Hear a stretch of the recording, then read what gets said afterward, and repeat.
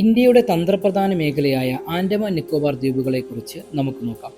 8349 square kilometre വിസ്തീർണത്തിൽ 572 ദ്വീപുകളുടെ ഒരു ശൃംഖലയാണ് ആൻഡമാൻ നിക്കോബാർ ദ്വീപുകൾ. നോർത്തിൽ ആൻഡമാൻ ദ്വീപുകൾ, സൗത്തിൽ നിക്കോബാർ ദ്വീപുകൾ എന്നിങ്ങനെയാണ് വിഭജിച്ചിരിക്കുന്നത്. ഇന്ത്യയുടെ സദേൺ മോസ്റ്റ് പോയിന്റായ ഇന്ദിര പോയിന്റ് സ്ഥിതി ചെയ്യുന്നത് നിക്കോബാർ ദ്വീപുകളിലാണ്. നിക്കോബാർ ദ്വീപുകളും ഇന്തോനേഷ്യയുടെ റോണ്ടോ ദ്വീപിനും ഇടയിൽ 163 കിലോമീറ്റർ നീളം വരുന്ന പ്രദേശമാണ് ഗ്രേറ്റ് ചാനൽ. കൂടാതെ നോർത്തേൺ ഭാഗത്തായി പ്രിപ്പേരിസ് ചാനൽ, സദേൺ ഭാഗത്തായി 6 ഡിഗ്രി ചാനൽ എന്നിവയും സ്ഥിതി ചെയ്യുന്നു. ചൈനയ്ക്ക് ഏറ്റവും വലിയ തലവേദന ഉണ്ടാക്കുന്നതാണ് ഈ ദ്വീപ സമൂഹം.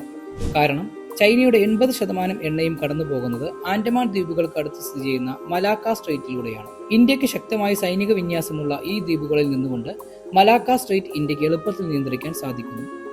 ഇന്ത്യൻ ഭീഷണി മറികടക്കാനാണ് string of pearls, belt and road initiative, China Pakistan economic corridor തുടങ്ങിയ പദ്ധതികൾ ചൈന ആവിഷ്കരിക്കുന്നത്.